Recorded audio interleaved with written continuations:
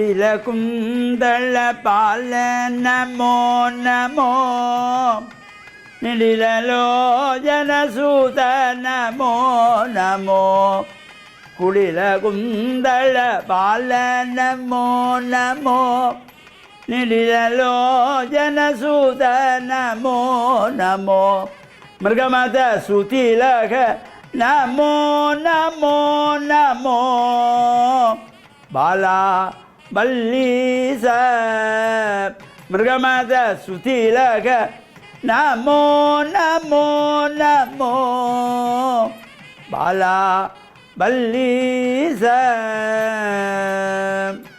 ஓம் நமச்சிவாய. மேன்மைகள் சைவநீதி விளங்குக உலகமெல்லாம். நோயற்ற வாழ்வே குறைவற்ற செல்வம்.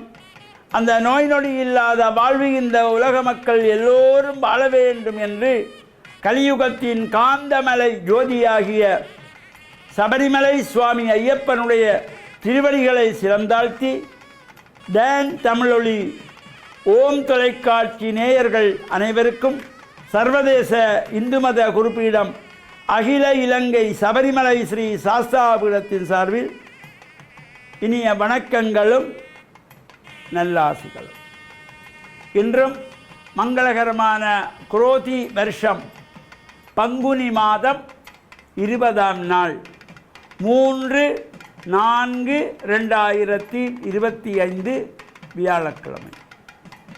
இன்று மலர்ந்திருக்கின்ற இன்றைய பொழுதும் நம் எல்லோருடைய வாழ்விலும் எல்லா விதமான சிறப்புகளும் வெற்றிகளும் கிடைக்க வேண்டும் என்று இறைவனை பிரார்த்தித்து இஷ்ட தெய்வங்கள் குலதெய்வங்களை எல்லாம் நாம் வழிபாடு செய்கின்ற பொழுதிலும் பெற்றோர்கள் பெரியோர்கள் ஆசிரியர்கள் குருவானவர்களையும் வணங்கி அவருடைய அன்பையும் ஆசையையும் பெறுகின்ற பொழுதும் எந்த நாளுமே நமக்கு நல்ல நாளாக அமையக்கூடியது.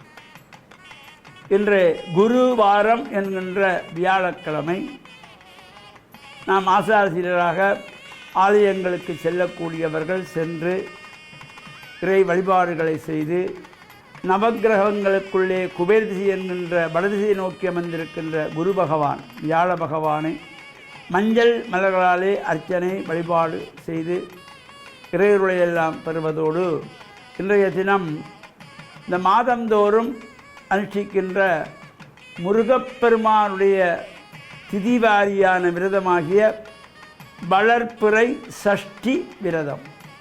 வளர்பிறை சஷ்டி, இந்த சஷ்டி திதியிலே முருகனாலயங்களிலே சிறப்பாக நடைபெறுகின்ற அபிஷேக ஆராதனைகள் உற்சவங்களிலே கலந்து இறையருளையெல்லாம் நாம் பெறுகின்ற வகையிலும் அமைந்திருப்பது.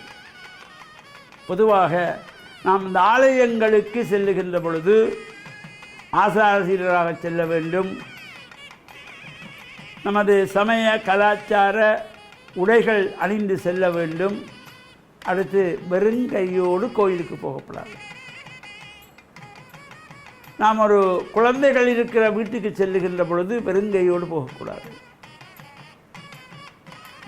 ஒரு வயதானவர்கள் பெரியவர்கள் அல்லது நமக்கு வித்தைகளை கற்றுக் கொடுத்த ஆசிரியர்கள் குருவானவர்களை பார்க்க போகின்ற பொழுது வெறுங்கையோடு போகக்கூடாது. நோயாளிகளை பார்க்க போகின்ற பொழுதும் வெறுங்கையோடு போகக்கூடாது. இறைவனை தரிசிக்க ஆலயத்துக்கு செல்லுகின்ற பொழுதும் வெறுங்கையோடு போகக்கூடாது. நாம் நல்ல எண்ணத்தோடு இந்த மலர்கள் எவ்வாறு அது மொட்டாக இருந்து மலர்ந்து விரிந்து பரோபகாரமாக அழகையெல்லாம் நமக்கு கொடுக்கிறது, நறுமணத்தை கொடுக்கிறது. அதுபோல் நம்முடைய வாழ்விலும் சந்தோஷம் ஆனந்தம் மகிழ்ச்சி எல்லாம் கிடைக்க வேண்டும் என்று இந்த மலர்களையாவது நாம் பறித்து சென்று ஆலயங்களுக்கு கொடுக்க வேண்டும். அவ்வாறு அந்த இறை வழிபாட்டிலே நமக்கு பெரிதாக ஒன்றும் செய்ய முடியாவிட்டாலும் வீட்டிலே வளவிலே தோட்டத்திலே மலர்ந்திருக்கின்ற மலர்களை நாம் பறித்தெடுத்து அதனை சுத்தமாக மஞ்சள் தண்ணீரிலே கழுவி எடுத்துக்கொண்டு சென்று அந்த ஆலயத்துக்கு கொடுக்கின்ற பொழுது நம்முடைய கஷ்டங்கள் எல்லாம் விலகிவிடுமாம். இந்த மலர்கள் எவ்வளவு மென்மையாக எவ்வளவு நறுமணத்தோடு கூடியதாக இறைவனுடைய பாதத்திலே சேருகின்றதோ அப்பொழுது இறைவன் மகிழ்ந்து நமக்கு ஆசி வழங்குவார். அந்த நல்ல எண்ணங்கள் நல்ல சிந்தனைகளோடு இன்று இந்த சஷ்டி விரதம் அனுஷ்டிக்கின்றவர்கள் முருகப்பெருமானுடைய ஆலயங்களிலே சென்று பிரார்த்தனைகள் செய்து இறையருளையும் பூர்ணமாக பெற்று மண்ணில் நல்ல வண்ணம் வாழ டான் தமிழொலி ஓம் தொலைக்காட்சி நேயர்கள் அனைவருக்கும் சர்வதேச இந்து மத குறிப்பீடம் அகில இலங்கை சபரிமலை ஸ்ரீ சாஸ்தாபுரத்தின் சார்பில் நல்ல ஆசிகளை கூறிக்கொள்வதில் மனமகிழ்வு கொள்கிறோம். சர்வே ஜனாக சுகினோ பவந்து சமஸ்த மங்களானி சந்து சுபம்.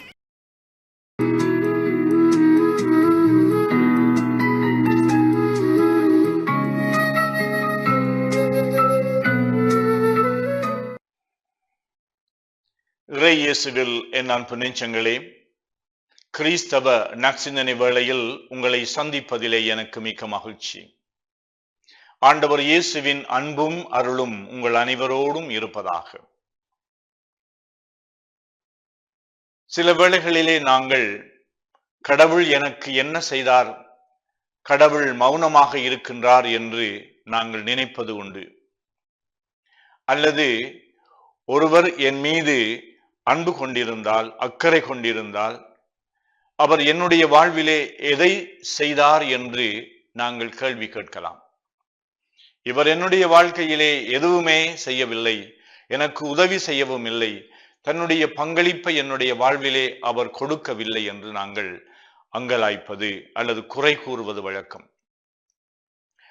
இந்த கடவுளுடைய செயல்களை பலர் நினைந்து என்னுடைய வாழ்க்கையை நான் மீட்டு பார்க்கின்ற பொழுது, கடவுள் என்னுடைய வாழ்க்கையிலே குறுக்கிட்டு அவருடைய செயல்கள் அளப்பெரிய அக்களிப்புடைய எங்களுடைய அதிசயிக்கத்தக்க விதமாக புதுமைகளை என்னுடைய வாழ்க்கையிலே செய்திருக்கின்றார் என்று எம்மில் பலர் நாங்கள் எடுத்துரைக்கலாம். எங்களுடைய சாதாரண வாழ்க்கை பயணத்திலே கடவுள் எங்களோடு கூடவே பயணித்து அந்த வேளையிலே அந்த கணத்திலே அவர் என்னை பாதுகாத்திருக்கின்றார். அந்த வேளையிலே அந்த கணத்திலே அவர் எனக்கு உதவி செய்திருக்கின்றார். இப்படி கடவுளுடைய செயல் என்று சொல்லுகின்ற பொழுது, இந்த செயல்களை நாங்கள் மீட்டு பார்க்கின்ற பொழுது எங்களுடைய உள்ளத்திலே பெரும் வியப்பும் நன்றி உணர்வும் பெருகுகின்றது. இந்த இஸ்ராயல் மக்களுடைய வாழ்க்கையை, அவர்களுடைய வரலாற்றை கூறுகின்ற விவிலியத்திலே கடவுளுடைய செயல்களை அவர்கள் கண்டார்கள். இயற்கையாகவே அல்லது சாதாரணமாக இடம்பெறுகின்ற, தங்களுக்கு சாதகமாக இடம்பெறுகின்ற இந்த நிகழ்வுகளிலே கடவுள் செயலாற்றி கொண்டிருக்கின்றார். அவருடைய வல்லமை அந்த மக்கள் மத்தியிலே செயலாற்றி கொண்டிருக்கின்றது என்று கண்டுகொண்டார்கள். எங்களுடைய வாழ்க்கையை நாங்கள் ஒரு கணம் மீட்டு பார்க்கின்ற பொழுது, எங்களுடைய வாழ்க்கையிலே நாங்கள் சந்தித்த சவால்கள் மத்தியிலே அல்லது எதிர்கொண்ட பல்வேறு பிரச்சனைகள் மத்தியிலே, பல்வேறு ஆபத்துக்கள் மத்தியிலே, எங்களால் முடியாது என்று நாங்கள் எண்ணிய வேளைகள் எல்லாம் கடவுள் எங்கள் மத்தியிலே, என்னுடைய தனிப்பட்ட வாழ்க்கையிலே, என்னுடைய குடும்ப வாழ்க்கையிலே கடவுள் செயலாற்றி இருக்கின்றார். அதனால் கடவுளுடைய அந்த அருளை பெற்றவர்கள் கடவுளை புகழ்கின்றார்கள். நாங்கள் எங்களுடைய வாழ்க்கையிலே கடவுளை புகழ்ந்து இருக்கின்றோமா, நன்றி கூறி இருக்கின்றோமா? அதனால் தான் இயேசு தம்முடைய மக்களை பார்த்து சொல்லுகின்றார், கடவுள் என்னிலே செயலாற்றுகின்றார். இந்த கடவுளுடைய செயல் மகத்தானவை. இஸ்ராயல் மக்கள் செங்கடல் வழியாக வழிநடத்தப்பட்டு அவர்கள் விடுதலை நாட்டை நோக்கி பயணிக்கின்ற பொழுது, தங்களுடைய அடிமைத்தனத்திலே இருந்து அவர்கள் விடுதலை பெறுகின்ற அந்த பயணத்திலே கடவுள் செயலாற்றினார் என்று அவர்கள் நம்பினார்கள். இரவிலே அவர்களுக்கு வெளிச்சமாக கடவுள் அவர்களை வழிநடத்தி கொண்டு வந்தார். அவர்கள் இந்த கடலை கடக்கின்ற பொழுது இந்த கடலை கட்டாந்தரை ஆக்கி அவர்களை வழிநடத்தினார் என்றெல்லாம் அவர்கள் அந்த விடுதலை பயணத்திலே தங்களுடைய வாழ்வில் கடவுள் எப்படி செயலாற்றினார் என்று சொல்லி புகழ்ந்து பாடுகின்றார்கள். ஆண்டவர் இயேசுவும் எம் மத்தியிலே இருந்து எம்மோடு அவர் கூடவே வழிநடந்து செயலாற்றுகின்றார். கடவுளுடைய செயல் கடவுளுடைய ஆற்றல், கடவுளுடைய வல்லமை என்னுடைய வாழ்வையிலே எப்படி செயலாற்றி கொண்டு இருக்கின்றது என்று ஒரு கணம் நாங்கள் சிந்தித்து பார்ப்போம். என்னுடைய சொந்த ஆற்றலுக்கும், என்னுடைய சொந்த அறிவுக்கும், என்னுடைய சொந்த வல்லமைக்கும் மேலாக நான் செயல்படுகின்றேன் என்றால், ஒரு வைத்தியர் சொன்னார், இந்த சித்திரை சிகிச்சை செய்த பின்பு இது தன்னுடைய ஆற்றலுக்கும் அறிவுக்கும் அப்பாற்பட்ட நிலையிலே தான் அதை செய்திருக்கின்றார், அதனால் கடவுள் தன்னோடு இருந்திருக்கின்றார் என்று அவர் ஒரு விசுவாச உச்சாரணத்தை சொல்லுகின்றார்.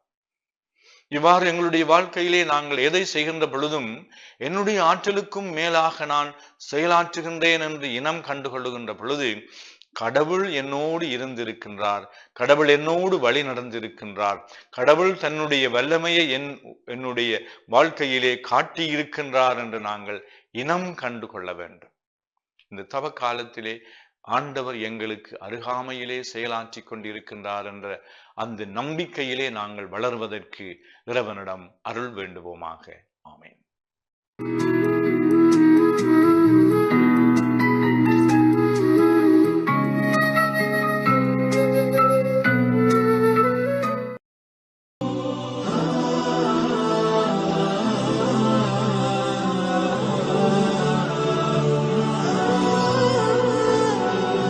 அஸ்ஸலாமு அலைக்கும் வரஹ்மத்துல்லாஹி வபரகாத்துஹு. அன்பின் இஸ்லாமிய சகோதரர்களே, ஈமானிய உறவுகளே, இந்த உலகத்திலே அல்லாஹ் ரப்புல் ஆலமீன் எங்களை ஒரு உண்மையான முஸ்லீமாக படைத்ததன் நோக்கம் அவன் சில கடமைகளை எங்களுக்கு கட்டாயமாக்கி இருக்கின்றான். அந்த வகையிலே தொழுகை, ஜகாத் போன்ற இதர கடமைகள் இருக்கின்றது. அதிலே தர்மம் செய்வதை பற்றி இஸ்லாம் மிகவும் வலியுறுத்தி காட்டியிருக்கின்றது. அந்த சஹாபாக்கள் அவர்கள் அதிகமான நன்மைகளை ஈட்டுவதில் ஏராளமான தர்மங்களை செய்திருக்கின்றார்கள். அந்த வகையிலே அபூ தல்ஹா ரலியல்லாஹு அன்ஹு அவர்கள், அவருடைய அனைத்து வரலாற்று சம்பவங்களை நாங்கள் அறிந்து வைத்திருக்கின்றோம். இந்த அபூ தல்ஹா ரலியல்லாஹு அன்ஹு அவர்களை பொறுத்த வரைக்கும் இந்த இஸ்லாம் மார்க்கத்திற்கு நிகழ்வாக, இஸ்லாம் மார்க்கத்திற்காக ஏராளமான தியாகங்களை செய்த ஒரு நபித்தோழர். ஒருமுறை அல்லாஹ் ரப்புல் ஆலமீன் அல் குர்ஆனிலே ஒரு வசனத்தை இறக்குகின்றான். அதாவது, லன் தனாலுல் பிர்ர ஹத்தா துன்ஃபிகு மிம்மா துஹிப்பூன். அதாவது, உங்களுக்கு இந்த உலகத்திலே மிகவும் விருப்பமான ஒரு செல்வம் இருக்கின்றதே, அந்த செல்வத்தை நீங்கள் என்னுடைய பாதையிலே தர்மம் செய்யாதவரை, என்னுடைய பாதையில் நீங்கள் செலவழிக்காதவரை உண்மையான மோமீனாக மாற முடியாது, பூரணமான நன்மையை நீங்கள் அடைந்து கொள்ள மாட்டீர்கள் என்ற இந்த வசனத்தை கேள்விப்பட்டவுடன் உடனே ஓடோடி வருகின்றார். அல்லாஹ்வினுடைய தூதரே, எனக்கு இந்த உலகத்திலே என்னுடைய குடும்பத்தை விட மிகவும் விருப்பமான ஒரு சொத்து என்றால் பைருஹா என்று சொல்லக்கூடிய மதீனா பள்ளிக்கு முன்னால் இருக்கக்கூடிய அந்த தோட்டம்தான். அந்த தோட்டத்தை பொறுத்த வரைக்கும் திராட்சை கனிகள் நிறைந்த, மிகவும் அந்த தோட்டத்தில் இருக்கக்கூடிய கிணற்றில் இருக்கக்கூடிய தண்ணீர் மிகவும் சுவையானது. ஒவ்வொரு நாளும் அல்லாஹ்வினுடைய தூதர் முஹம்மது நபி ஸல்லல்லாஹு அலைஹி வஸல்லம் அவர்கள் அந்த தோட்டத்திற்கு சென்று அந்த கிணற்றில் இருக்கக்கூடிய நீரை அருந்துவது அவருடைய வழக்கமாக இருந்தது. அந்தளவு சிறப்பு மிக்க ஒரு தோட்டம், மிகவும் விலை மதிப்புள்ள அந்த தோட்டம். அந்த அபூ தல்ஹா ரலியல்லாஹு அன்ஹு சொல்கின்றார்கள், அல்லாஹ்வினுடைய தூதரே, எனக்கு இந்த உலகத்திலே மிக மிக விருப்பமானது இந்த பைருஹா என்ற தோட்டம். இதை நான் அல்லாஹ்வினுடைய பாதையிலே தியாகம் செய்கின்றேன், அதை தர்மம் செய்கின்றேன் என்று அபூ தல்ஹா ரலியல்லாஹு அன்ஹு அவர்கள் தர்மம் செய்கின்றார்கள்.